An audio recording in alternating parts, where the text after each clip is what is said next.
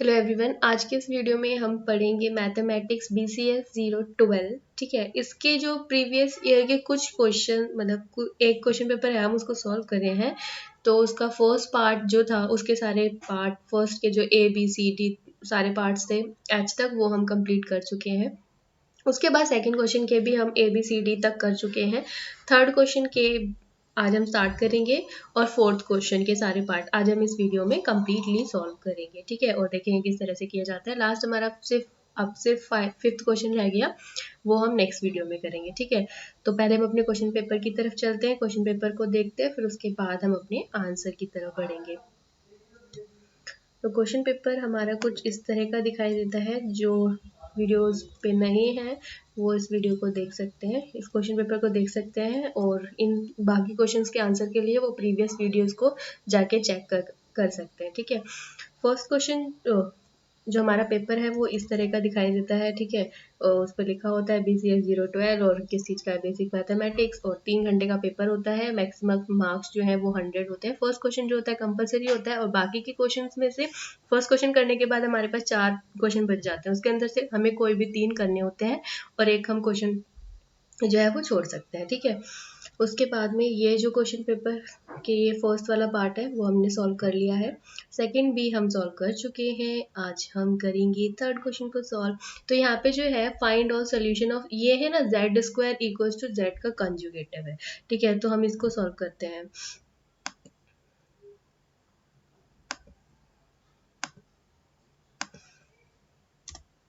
अब यहाँ पे जो हमारे पास है Z, ठीक है, Z को हमने क्या करना है, लेट कर लेना है। तो जो भी हम Z को लेट करेंगे वो होता है हमारे पास x प्लस में आयोटा y, यानी कि हम इसके अंदर एक रियल पार्ट लेते हैं और एक इसके अंदर इमेजिनरी पार्ट लेते हैं। इमेजिनरी मतलब कि ये कॉम्प्लेक्स नंबर का जो क्वेश्चन है, इसके अंदर हम जहाँ पे भी आयोटा दिखे, मतलब इस आई को हम क्या बोलते हैं, आयोटा, और ये हमारा इमेजिनरी पार्ट होता है, यानी कि x प्लस में आयोटा y। ठीक है, ये हमारा z हो गया। उसके बाद में हमारे पास है z का कंजुगेटिव। z का कंजुगेटिव हम किस तरह से निकालते हैं, x माइनस आयोटा y, मतलब कि जो हमारा यहाँ पर निशान है, ये जो साइन होता है, अगर ये माइनस का होता तो हम यहाँ पे प्लस कर देते, अगर यहाँ पे प्लस का साइन है तो हम इसको माइनस कर देते हैं, मतलब इमेजिनरी पार्ट का जो साइन है वो चेंज हो जाता है। ठीक है, ये हमने निकाल लिया।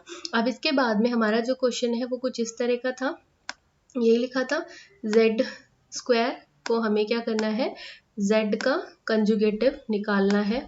ठीक है, और उसके बाद में हमें इसके सोल्यूशन को बताना है कि इसके कितने सोल्यूशन हो सकते हैं। तो यहाँ पे हमारी जो इक्वेशन है वो कुछ इस तरह से बनेगी, जब हम इसको सॉल्व करेंगे x², और यहाँ पे होता है, यहाँ पे होगा हमारे पास आयोटा स्क्वायर और आयोटा स्क्वायर, ठीक है, और y², यही होगा हमारे पास। ठीक है, आयोटा स्क्वायर की जो वैल्यू है, ये माइनस नहीं है, यहाँ पे आयोटा है। ठीक है, आयोटा स्क्वायर और y² आएगा। ठीक है, मतलब इसके अंदर जब हम सॉल्व करेंगे, ये x प्लस आयोटा y का होल स्क्वायर है। ठीक है, तो जब हम इसको x को सॉल्व करेंगे तो x² आ जाएगा, और जब हम आयोटा y² को सॉल्व करेंगे तो हमारे पास आएगा I² आयोटा स्क्वायर और y²। ठीक है, तो जो आयोटा स्क्वायर होता है उसकी वैल्यू होती है हमारे पास -1। ठीक है, इस तरह से होता है। और इसको जब हम सॉल्व करेंगे, मतलब अब ये प्लस का है y² और ये फिर आयोटा जो है वो माइनस का हो गया -1, तो जब इसको मल्टीप्लाई करेंगे तो -y² आ जाएगा,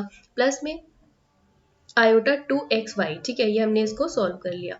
इसके बाद हमारे पास x माइनस आयोटा y, ठीक है, वो इधर आ गया, ये हमने इसको इधर ही से रखा। उसके बाद में हमने क्या किया, इस इक्वेशन को सॉल्व कर लिया।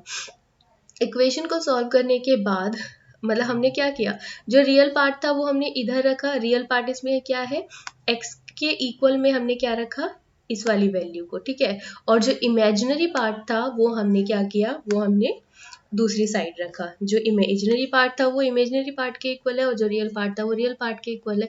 ठीक है, फिर उसके बाद में हमने इसके सॉल्यूशन निकाले। तो y जब 0 एक हमारे पास आएगा 2xy plus y² equals to 0। ठीक है, y 2x plus 1 equals to 0। ठीक है, तो ये जो माइनस वाई है वो इधर आके प्लस का वाई हो जाएगा और इक्वल्स टू 0। मतलब इस तरह से हमने इसको सॉल्व कर लिया। फिर हमने हमारी जो वैल्यू आएगी वो आएगी, एक बार वाई की वैल्यू 0 आएगी और एक्स की वैल्यू आएगी -1/2। तो हम इस वैल्यू को क्या करेंगे, इसके अंदर पुट करके देखेंगे कि अगर वाई जो है हमने इक्वल 0 रखा, ठीक है, तो हमारी x की वैल्यू क्या आएगी, क्योंकि y जब हमने 0 रख दिया तो यहाँ पर क्या आएगा, x² equals to x।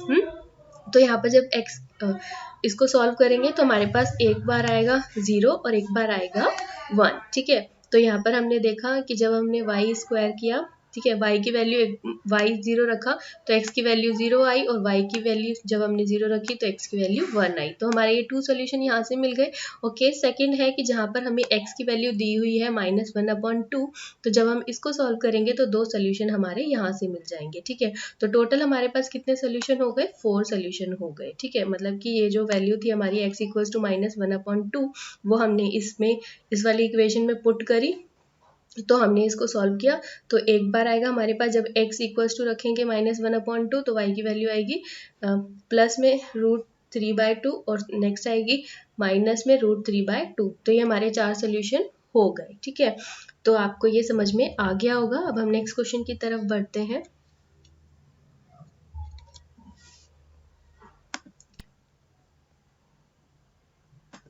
Next question क्या बोलता है हमें, सॉल्व द इक्वेशन। यहाँ पे हमें एक इक्वेशन दी हुई है x³ 13x² plus 15x plus 189 equals to 0 if one root of the equation exist other by 2, ठीक है। तो ये जो क्वेश्चंस होते हैं इनको सॉल्व करने के लिए हमारे पास एक फॉर्मूला होता है, अगर हम उसको अप्लाई करेंगे तो हम इजीली इनके आंसर्स को फाइंड आउट कर सकते हैं, ठीक है। एक तरीका होता है करने का। तो अभी हम इस क्वेश्चन को देखते हैं। अब यहाँ पे अगर आपको ये आंसर क्लियर नहीं है तो आप टेलीग्राम पे मुझे फॉलो कर सकते हैं। वहाँ पे मैंने इन सभी क्वेश्चंस के आंसर प्रोवाइड कराए हुए हैं, वहाँ पे आप इन पिक्चर्स को डाउनलोड करके आराम से देख सकते हैं, ठीक है। तो यहाँ पर जो आंसर है हमारे पास आप देख सकते हैं, यही हमारे पास इक्वेशन थी। ये इक्वेशन हमने मान ली 1, ठीक है। फिर उसके बाद में हमने किया 1 root exist by the other by 2, ठीक है। अब यहाँ पे हमें 3 वैल्यू लेट करनी पड़ेगी, मतलब 3 रूट फाइंड करने पड़ेंगे ना। एक तो हमने अल्फा मान लिया, एक मान लिया अल्फा प्लस 2 और एक मान लिया हमने बीटा। तो ये 3 वैल्यूज हमने 3 जो इसके रूट थे वो हमने मतलब मान लिए, ठीक है।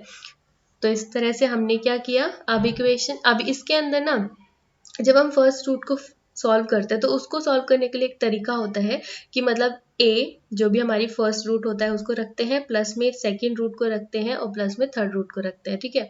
तो ये हमने 3 रूट को रखना होता है और उसके बाद में हम क्या करते हैं, ये जो हमारा ये होता है ना, ये हम कॉफिशिएंट मानते हैं, ठीक है। तो कॉफिशिएंट x² का जो कॉफिशिएंट है उसको रखते हैं और डिवाइड करते हैं हम किससे, जो x3 का कॉफिशिएंट होता है उससे डिवाइड करते हैं। तो यहाँ पे x3 का कॉफिशिएंट क्या है, 1 है, ठीक है। तो यहाँ पे जब हम 13/1 करेंगे तो सिर्फ 13 आएगा, तो इक्वेशन 2 हो गई। नेक्स्ट इक्वेशन बनाने के लिए हम क्या करते हैं, अल्फा प्लस 2 जो भी हमारे पास, ठीक है। उसके बाद में इन्होंने बोला है ना कि जो सेकंड रूट है वो दूसरे से क्या करता है, 2 एग्जिस्ट है, मतलब ज़्यादा है, तो वो हमने इस तरह से लिख लिया। उसके बाद में हम क्या करेंगे, अल्फा बीटा और फिर क्या करेंगे अल्फा प्लस 2 और बीटा, ठीक है। तो जब हम इसको रखेंगे तो सेम इसी तरह से हम करेंगे, इसका कॉफिशिएंट यानी कि 15 अपॉन में x3 का कॉफिशिएंट जो 1 है हमारे पास वो हमने रख लिया। इसके बाद क्या होता है, थर्ड इक्वेशन के लिए अल्फा, फिर अल्फा प्लस 2 का स्क्वायर और फिर बीटा, मतलब ये तीनों क्या हो रहे हैं, आपस में मल्टीप्लाई हो रहे हैं। और यहाँ पर हमने क्या करना है, -189 को रखना है, जो हमारा ये सी वाला पार्ट होता है, ये 189 कांस्टेंट वाला, इसको हम रखेंगे। तो यहाँ से हमारे पास 4 इक्वेशन बन गई। इक्वेशन बनाने के बाद हम क्या करेंगे कि जो हमारी इक्वेशन 2 थी उसको हम क्या कर लेंगे, उसमें से हम एक वैल्यू निकाल लेंगे बीटा की, जो किसके फॉर्म में होगी, अल्फा के फॉर्म में होगी, ठीक है। पुटिंग दिस, अब इसको क्या करेंगे, हम इसके अंदर पुट करेंगे इक्वेशन थर्ड के अंदर, तो हमें जो ये है वो वैल्यू मिल जाएगी। अल्फा की वैल्यू 1/3 और 7, ठीक है। 2 वैल्यूज आ गई हैं हमारे पास। तो जब मतलब हमने इसको पुट किया तो हमारे पास आएगा बीटा की वैल्यू 35/3, ठीक है। और यहाँ पर जब हमने अल्फा रखा 1/3 तो बीटा आया हमारे पास 35/3, ठीक है। डज नॉट सेटिस्फाई इक्वेशन 4, मतलब अब ये जो आंसर था, ठीक है, वो जो है इक्वेशन 4 को सेटिस्फाई नहीं कर रहा है जब हम अल्फा और बीटा की वैल्यू को रख रहे हैं। तो हम क्या करेंगे, 7 को मानेंगे और 7 से हम क्या करेंगे, बीटा की वैल्यू निकाल लेंगे। ठीक है, जो अल्फा की वैल्यू हमारे पास 7 आ चुकी है, तो हम बीटा की वैल्यू निकाल लेंगे, वो आएगी हमारे पास -2। ठीक है, तो जब हम इसको करेंगे तो ये जो इक्वेशन 4 है हमारी, उसको सेटिस्फाई कर देगा। तो फिर ये जो हमारे रूट्स होंगे वो क्या आ जाएंगे, ये दो वैल्यूज तो मिल गई हमें, 7 और -2, 7 और -2। ठीक है, और जो हमारी नेक्स्ट ये वाली वैल्यू थी, मतलब अल्फा +2 वाली, तो उसके अंदर हम क्या करेंगे, 7 हमारी अल्फा की वैल्यू थी, उसके अंदर हम 2 ऐड कर देंगे, तो ये हमारे पास 9 आ जाएगा। तो आई होप कि आपको ये वाला क्वेश्चन भी समझ में आ गया होगा। इन क्वेश्चन को करने के लिए हमारे पास, अगर यहाँ पर हमारे को दे रखा है, अगर क्यूबिक इक्वेशन है तो हम उसको इस तरह से करेंगे। अगर हमारे पास जिसमें 4 मतलब x की पावर 4 वाले क्वेश्चन होते हैं, तो उनको करने के लिए हमारे पास एक अलग तरीका होता है, जिसके अंदर हम क्या करते हैं, जैसे हमने ये वाले किए, ठीक है, तो यहाँ पे क्या था, अभी यहाँ पर सिर्फ बीटा था ना, तो वहाँ पे हम लैम्डा ले लेते हैं, फिर उसके बाद में इसी तरह से उसको भी सॉल्व करते हैं। ठीक है, ये आपको बुक में मिल जाएगा, आराम से आप देख सकते हैं। अगर नहीं मिलता तो आप मुझे मैसेज कर सकते हैं इंस्टाग्राम पे, मैं आपको दिखा दूंगी कि किस तरह क्वेश्चन होते हैं वो। ठीक है, आई होप कि आपको ये समझ में आ गया होगा। अब हम क्वेश्चन 3 का सी पार्ट पे मूव करते हैं।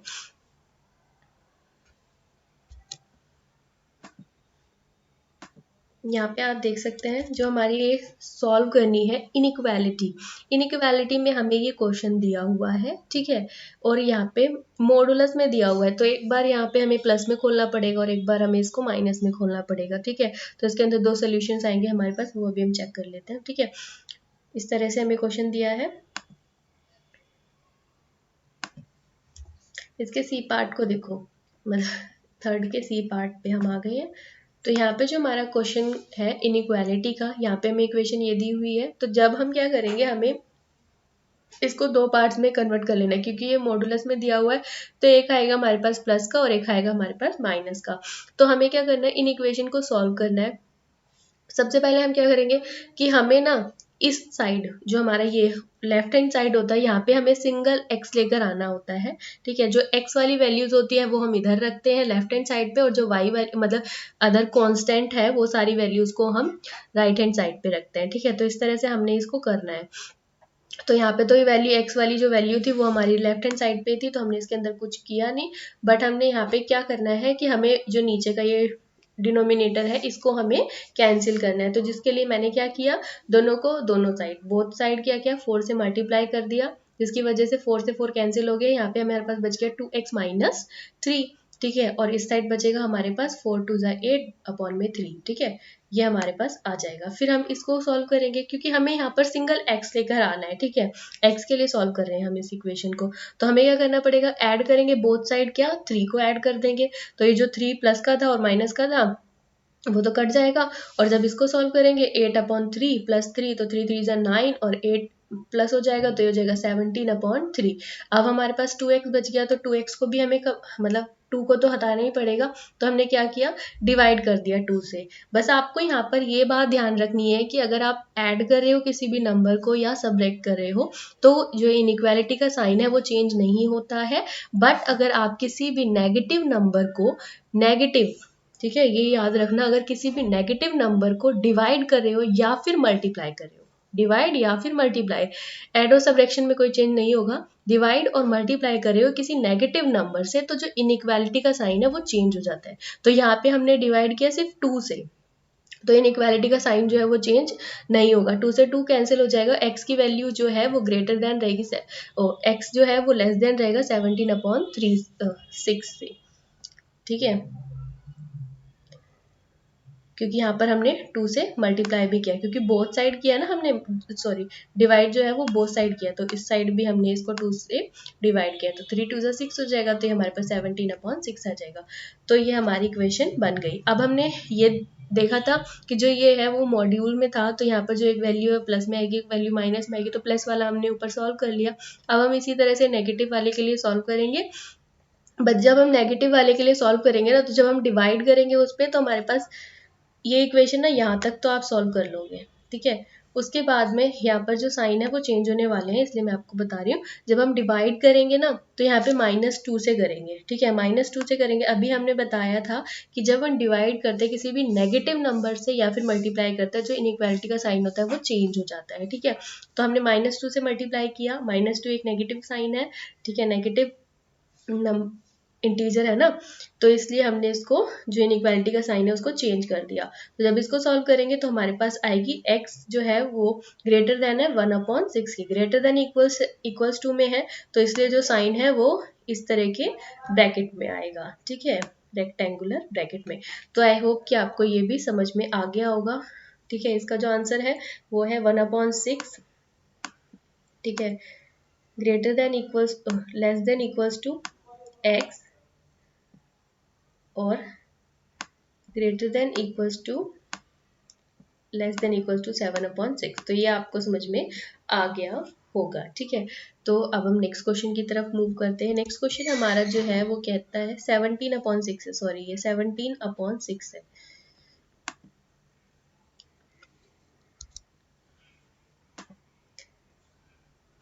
नेक्स्ट क्वेश्चन है जो हमारा, ये है हमारा एक y दिया हुआ है जिसको हमें यहाँ पे ये जो है ये in, इसको हम log ऑफ n के लिए रिप्रेजेंट करते हैं, इस तरह से लिखते हैं, ठीक है।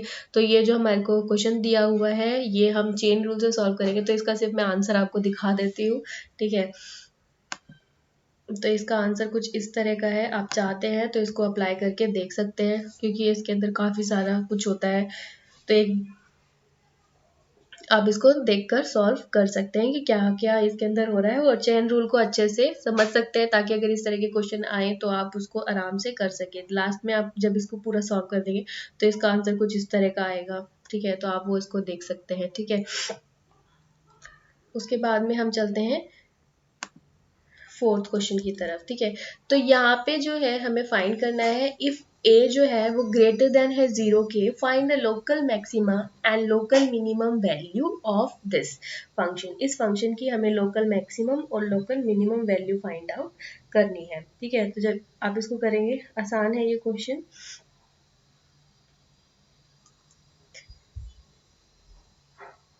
तो हम इसके आंसर की तरफ मूव करते हैं। फोर्थ का ए, यहाँ पर हमें फंक्शन दिया हुआ है x³ - 2ax² प्लस में a² x f। पहले कर लेंगे हम इसका फर्स्ट डेरिवेटिव सॉल्व करेंगे। फर्स्ट डेरिवेटिव सॉल्व करेंगे तो यहाँ पर क्या होगा, फर्स्ट डेरिवेटिव सॉल्व करेंगे तो ये जो हमारा ये होता है, ठीक है, जो स्क्वायर होती है वो आगे चला जाता है और ये एक वैल्यू कम हो जाती है स्क्वायर की, ठीक है। तो इस तरह से हो जाएगा 3x² - 4ax, ठीक है। जब ये हो जाएगा 2 से 2 को मल्टीप्लाई करेंगे तो 4 हो जाएगा, और x की वैल्यू जो है वो एक माइनस हो जाती है, तो यहाँ पर आप देख सकते हैं x हो गया। तो और जब यहाँ पे कॉन्स्टेंट होता है तो यहाँ पे होता है a² x, तो जो कांस्टेंट होता है x में क्या होता है, जो कांस्टेंट होता है उसकी वैल्यू रखते हैं, ठीक है। तो ये हमने इतना सॉल्व कर लिया। उसके बाद में हमने इसका सेकंड डेरिवेटिव भी निकाल लिया। उसके बाद हम क्या करेंगे, फर्स्ट जो डेरिवेटिव है उसको हम 0 के इक्वल रखेंगे, ठीक है, फर्स्ट हमें ये करना होता है। तो हमने इसको 0 के इक्वल रखा, तो हमारी जो वैल्यूज हैं जब हम इसको सॉल्व करेंगे ना, 3x² - 3x - a और प्लस में a² = 0। जब हम इसको सॉल्व करेंगे तो एक बार आएगा हमारे पास 3x और x - 1 और -a x - 1 = 0। तो हमारे पास आएगा x - 1 x - a और 3x - a = 0, ठीक है। तो x की वैल्यू एक बार आएगी हमारे पास a और एक बार आएगी a/3, ठीक है। तो जब a आएगा तो हम क्या करेंगे, इसको जो सेकंड डेरिवेटिव है उसके अंदर हम इसकी वैल्यूज को पुट करेंगे और हम देख लेंगे अगर ये वैल्यू क्या है। आप देख सकते हो जो वैल्यू है ये क्या है, 0 से बड़ी है ना, तो ये क्या होगी हमारे पास मिनिमम पॉइंट होगा, ठीक है। x = a is the local minimum point आ गया, ठीक है। अब इसके बाद में हम क्या करेंगे कि इसका मैक्सिमम, अब यहाँ पे हमने क्या करना है कि ये जो वैल्यू आई है हमारे पास, ठीक है, तो यहाँ पे हम a जो x है उसकी वैल्यू को यहाँ रख देंगे। मिनिमम फाइंड करने के लिए हम क्या करेंगे, ये हमारे पास मिनिमम आ गया, ठीक है। अब हम क्या करेंगे, ये मिनिमम हमें पता चल गया है, ठीक है। तो अभी इसके बाद हम क्या करेंगे, मैक्सिमम फाइंड करेंगे। मैक्सिमम फाइंड करने के लिए हमने क्या पता है कि जो नेक्स्ट वैल्यू दी हुई है वो हम इसको इस जो हमारा सेकंड डेरिवेटिव था उसके अंदर पुट करेंगे। ठीक है, पुट करने के बाद हमारी जो वैल्यू है वो क्या आएगी, a जो है वो ग्रेटर देन 0 है। यहाँ पे क्या आया था, 2a आया था।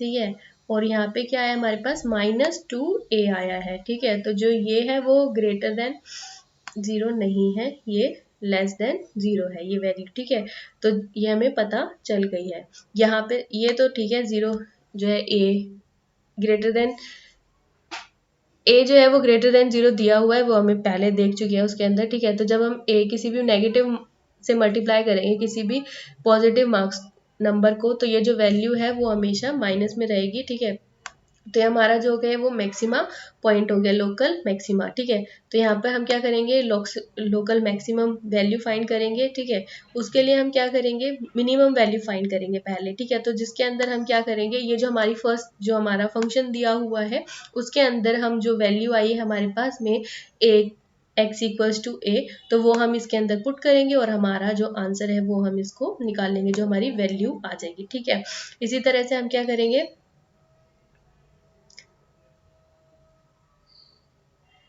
इसके अंदर भी पुट करेंगे, ये जो हमारे पास है ना लोकल मैक्सिमम वैल्यू। ठीक है, तो वो हम इस तरह से निकाल लेंगे।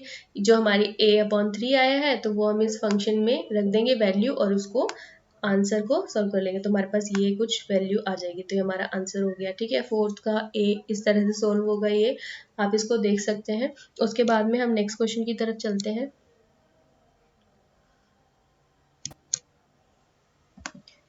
नेक्स्ट क्वेश्चन जो है वो है हमारा, इवेल्युएट करना है हमें dx, मतलब इंटीग्रेशन, हमें इसका जो है वो इंटीग्रेशन फाइंड करना है dx अपॉन में 3 प्लस में ex। ठीक है,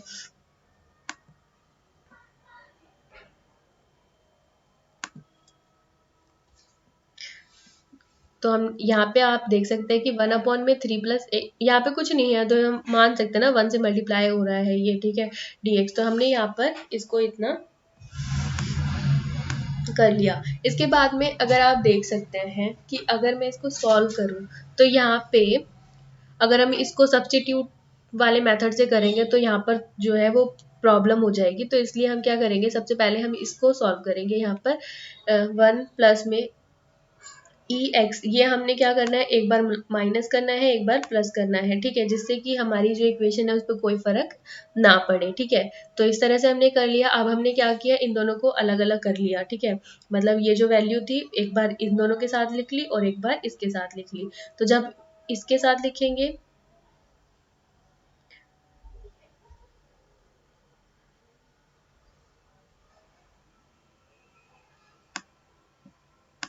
हमें ये भी करना पड़ेगा। एक मिनट